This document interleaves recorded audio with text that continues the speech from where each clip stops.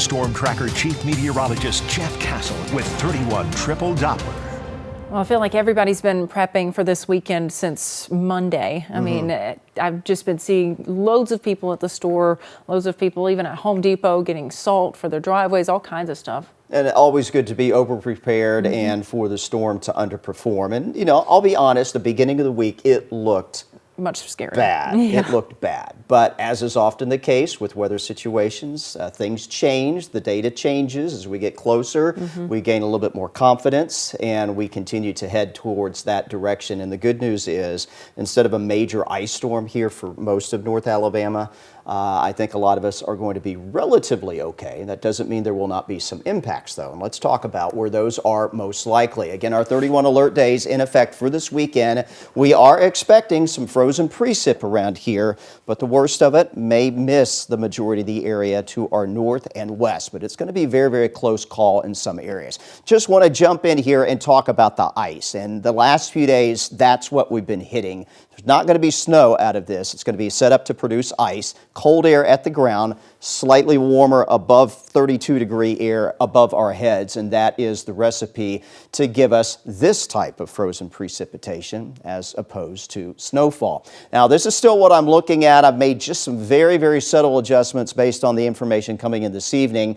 The I-65 corridor, including the greater Athens-Decatur-Huntsville area, over into parts of Sand Mountain, down to I-65.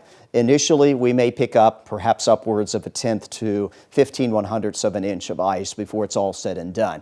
That's not going to cause major problems, but there could be some minor ones. You get outside of that over here towards the Georgia border, parts of southern Tennessee, and back into the shoals, and I'm expecting a longer period where we are going to have some sleet and or freezing rain. Could be a mixture of both, may start as one, change to the other. Certainly that could be the setup.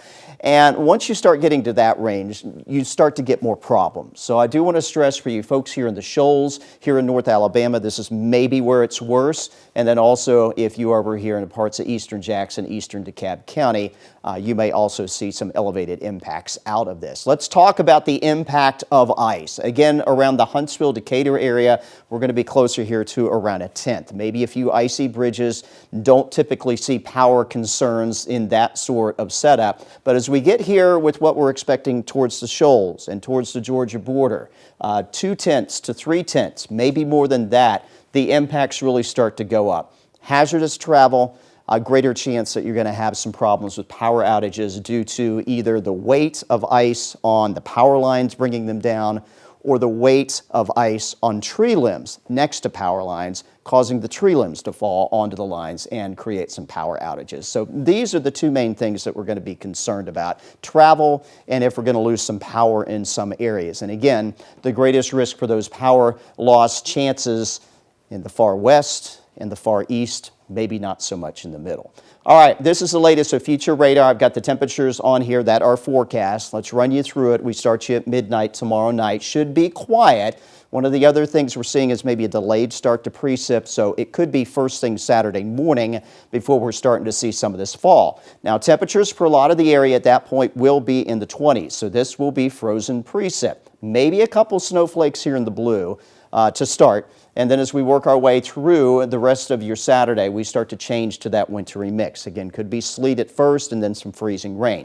Lunchtime on Saturday, we're still sitting there near or below freezing, so that will be a concern. But as we head through Saturday afternoon, the temperatures start to warm. Huntsville above freezing. Same for Decatur. Notice we're still back at 32 into the shoals, and we start to pick up rainfall in some areas as opposed to the icy weather in others. That trend for a warming atmosphere likely persists through Saturday evening, continues Saturday night into Sunday morning. It'll be a cold rain, but perhaps rain for many of us first thing Sunday morning.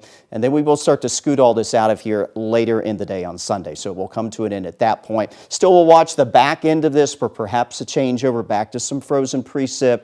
That's still a question mark as to whether that will be something that we'll have to worry about. So we'll be keeping an eye on that. Again, your Friday, no issues, cloudy skies, chilly, but quiet and dry.